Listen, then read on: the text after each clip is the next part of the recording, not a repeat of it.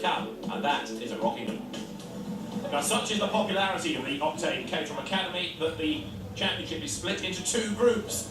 This is Group 2. Peter Fortune is the man on pole position, and with him at the front of the grid is the Austrian driver Michael Gassner. On the second row, Michael Coulton and Danny Killian is alongside him, but it's Peter Fortune with a 2-point advantage in the championship over Stephen Nuttall. He in turn has got 2 points over Michael Gassner, and then it's the Frenchman, Oliver Andrew, ahead of Simon Bennett and Max Robinson to round out the top 6. You can see how tight and competitive it is in Group 2, which is going to race on a wet road. Down the green flag shown to say that everybody is where they should be.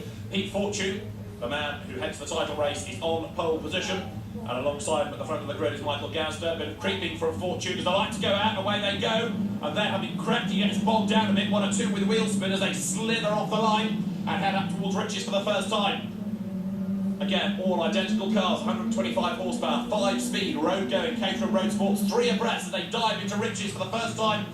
Danny Killian on the outside line trying to gain ground, and somebody getting it all wrong. That is Michael Coulton. He's in the middle of the track as everybody else arrives. Bang, contact.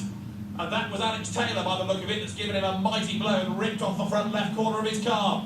The survivors have got as far as Montreal with Michael Gassner then in the lead of the race. The car in worked Caterham colours, you'll notice. Everybody else slithering their way around Montreal and being ever so circumspect on this first lap. But this, I fear, may well be a safety car. Indeed, red flag, great stop. Cars in the middle of the track at the first corner, and therefore it's not a situation that can easily be cleared.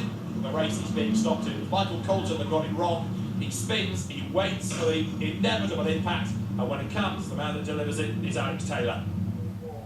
So 2 gaps on the grid. Michael Coulton, who was on the second row, not there for the restart, and that is about to get underway as the drivers then now wait for the lights to go out. They do, and once again, Pete Fortune from pole position boxed down a little bit.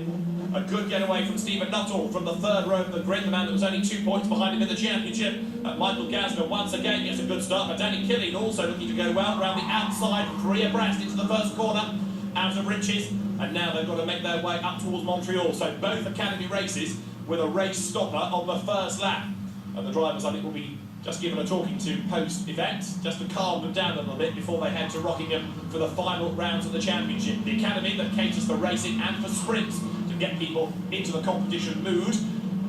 You start with sprints, you gain experience, and then you go racing. So the cars working their way onto Bentley Straight for the first time. David Stevens there, you can see the magazine distribution map as he accelerates down towards Brundle and Nelson for the first time. It is Fortune who leads the way.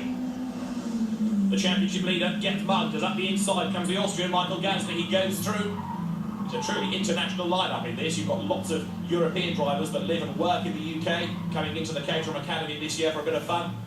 One of them is Danny Killian, the Kiwi, and he is going strongly at the moment in that leading group as the cars work their way down towards Coram for the first time.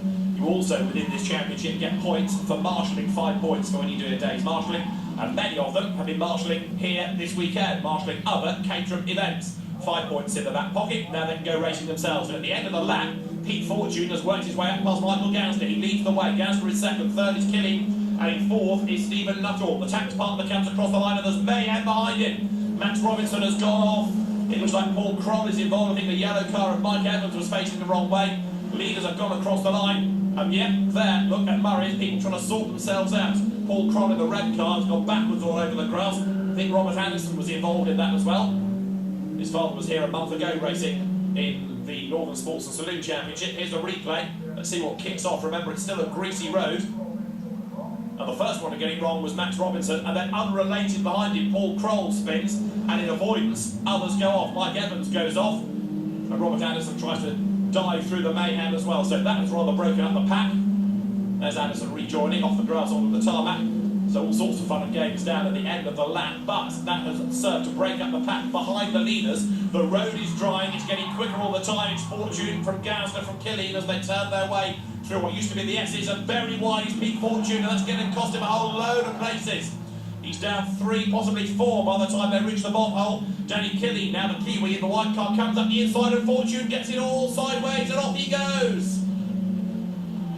A lost Fortune all of a sudden. Pete is on the grass, you try and rejoin from there, but he's going to be way, way back. So, after all that drama coming through the bomb hole, it means that now you've got Stephen Nuttall into the lead of the race, and now Michael Gassner, who led early on, He's dropped down to fourth. It's going to be Nuttall versus Killeen as they run up towards the line, but at the champion flag is a virtual dead heat between them.